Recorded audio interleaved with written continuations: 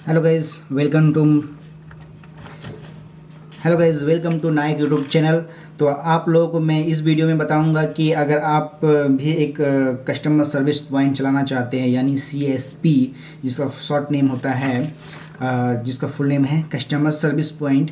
तो अगर आप भी चलाने का इच्छुक हैं, अगर आप भी चलाना चाहते हैं तो आप भी ले सकते हैं CSP पॉइंट एक अपने नज़दीकी होम टाउन में या होम विलेज में आप ले सकते हो। तो क्या क्या कैटेगरीज होती है, क्या क्या मतलब रिक्वायरमेंट होती है लेने का, वो चीज़ मैं आपको बताने वाला हूँ इस वीडियो में।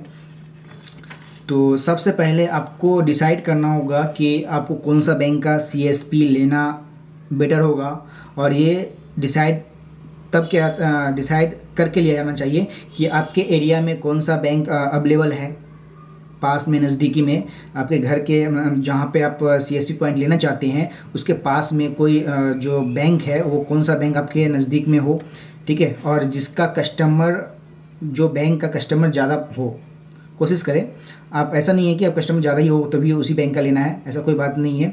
आप कोशिश करें कि जो भी बैंक का लें कस्टमर बेस अच्छा हो, आपका पास वो कस्टमर आए, उस बैंक का कस्टमर आए आपके पास में, तो उसी बैंक का कोशिश करें लेने का। जैसे अभी बहुत सारे बैंक प्रोवाइड करा रहे हैं, जैसे SBI, bank of Baroda, bank of India, Punjab national bank, union bank, ये सारा बैंक है अभी कस्टमर सर्विस पॉइंट प्रोवाइड करवाया जा रहा है। आप भी ले सकते हो, कस्टमर सर्विस पॉइंट को ले सकते हो। तो चलो सबसे पहले हम बता देते हैं कि इसका क्या क्या कैटेगरिया होती है। आप अपने हिसाब से ले सकते हो। मेरे तरफ से रिकमेंड रहेगा कि आप SBI का अगर है तो ले सकते हो, क्योंकि इसका कस्टमर सर्विस मतलब कस्टमर बेस ज़्यादा होता है अदर बैंक के थ्रू। आपके ऊपर डिपेंड करता है, अगर आप कोई भी बैंक का ले सकते हो।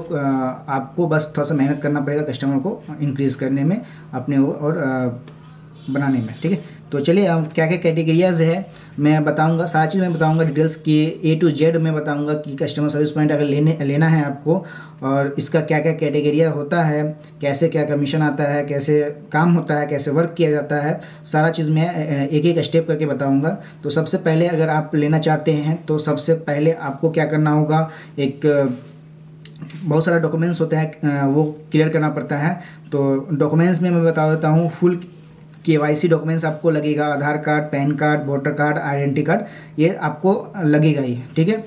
और दूसरा है माध्यमिक का एडमिट कार्ड लगेगा, लास्ट क्वालिफिकेशन सर्टिफिकेट लगेगा, HS पास होना चाहिए, कम से कम आपको क्लास 12 पास होना चाहिए एक CSP पॉइंट लेने के लिए, ठीक है।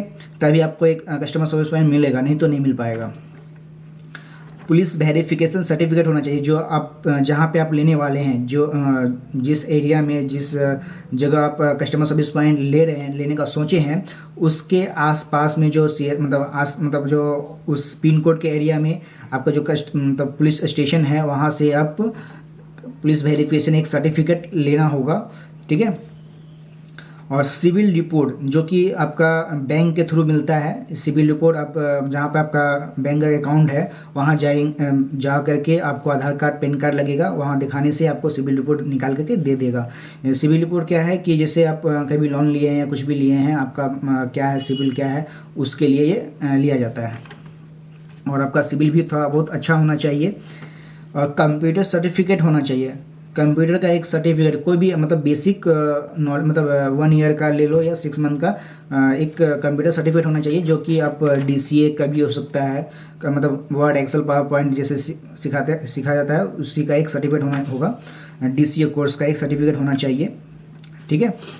और दूसरा होना चाहिए BC BF पास सर्टिफिकेट, DRA सर्टिफिकेट, मतलब तीनों में से कोई एक सर्टिफिकेट होना चाहिए। ये आपका एग्ज़ाम इसको देना पड़ता है, एग्ज़ाम दे करके इसको क्वालिफाई करना पड़ता है, उसके बाद ये सर्टिफिकेट आपको मिलेगा। जो कि जो भी कस्टमर सर्विस पॉइंट लेना चाहते हैं वो उसको ये एग्ज़ाम पास करना ही पड़ेगा, नहीं तो आप सारा डॉक्यूमेंट्स कंप्लीट भी रहेगा तो आपको नहीं मिलने वाला है जब तक ये सर्टिफिकेट आप रेडी नहीं कर लेते, ठीक है। तो BC BF पास सर्टिफिकेट आपको चाहिए। और उसका नेक्स्ट है ट्रेड लाइसेंस चाहिए। ट्रेड लाइसेंस जहाँ पे आप कस्टमर सर्विस पॉइंट के नाम से कस्टमर मतलब जैसे भी जो भी है कस्टमर सर्विस पॉइंट जो भी बैंक का है उस बैंक के नाम से कस्टमर सर्विस पॉइंट लिखा होना चाहिए। उस नाम से आपको ट्रेड लाइसेंस एक होना चाहिए, मतलब बना करके रखना पड़ेगा आपको। Appointment letter from BC, appointment letter देना मतलब लेना होगा जिसके थ्रू आप कस्टमर सर्विस पॉइंट प्रोवाइड करवाना चाहते हैं, मतलब लेना चाहते हैं। जैसे आपको कस्टमर सर्विस पॉइंट बैंक नहीं प्रोवाइड कराता है, ठीक है।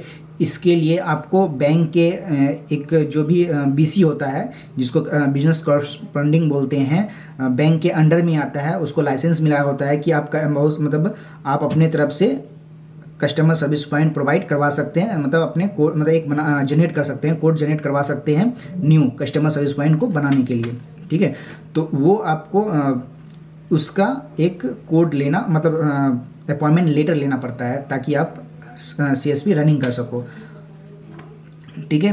Copy of the agreement with BC, और जिस BC के थ्रू आप एग्रीमेंट मतलब अपॉइंटमेंट लेटर ले रहे हैं ना उसका एक एग्रीमेंट भी चाहिए कि आप इसके अंडर में आप काम करना चाहते हैं, तो उसका एक एग्रीमेंट कॉपी भी होना चाहिए। Last agreement for the landlord loyalty, ठीक है। अब एग्रीमेंट इसका होना चाहिए। बिजनेस कॉन्स्ट BCP का एक प्लान भी होना चाहिए, ठीक है। वो आपको जब भी ज्वाइन करोगे ना तो उस वक्त आपको दे दिया जाएगा, इसमें कुछ प्रॉब्लम नहीं होता है, ठीक है। नेक्स्ट आ जाते हैं सबको, मतलब अगर आप एक CSP पॉइंट ले लिए और आपको CSP पॉइंट नहीं चलाना है कि आपको किसी बंदे को रख करके, मतलब आप अपना नाम से तो ले लिए, ठीक है।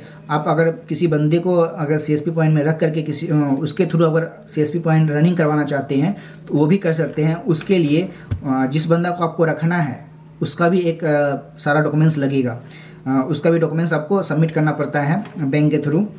फुल EKYC जो कि आधार कार्ड, पैन कार्ड और वोटर कार्ड होना चाहिए। माध्यमिक एडमिट कार्ड होना चाहिए जो कि आपको स्टार्टिंग में था, ठीक है। आपको जो लगेगा वही सेम दोनों को देना पड़ेगा, ठीक है। लास्ट क्वालिफिकेशन फॉर माध्यमिक HS होना चाहिए, मतलब HS पास होना चाहिए कम से कम। पुलिस वेरिफिकेशन होना चाहिए, जिस बंदे को आप अपॉइंट कर रहे हो अपने CSP पॉइंट में आपके थ्रू, मतलब आप लिए तो आपके अपना कोड लिए हो लेकिन अपना कोड के थ्रू किसी और को अपॉइंट कराना चाहते हो तो उसका भी डॉक्यूमेंट्स आपको लेना पड़ता है, ठीक है। पुलिस वेरिफिकेशन होगा, सिविल रिपोर्ट होगा जो कि बैंक के थ्रू मिल जाएगा, ठीक है। कंप्यूटर एक सर्टिफिकेट होना चाहिए जो DCA का होना चाहिए, उससे काम हो जाएगा आपका, ठीक है। BC BF पास सर्टिफिकेट होना चाहिए जो कि मैंने अभी बताया था।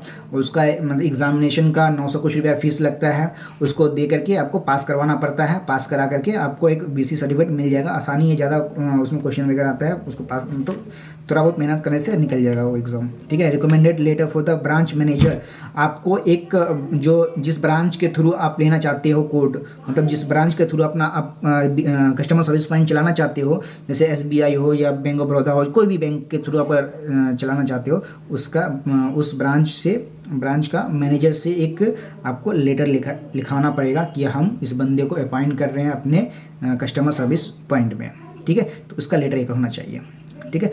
कॉपी फॉर एग्रीमेंट KO, अगर आपको आपका और KO का दोनों के बीच का एक एग्रीमेंट भी होना चाहिए, ठीक है।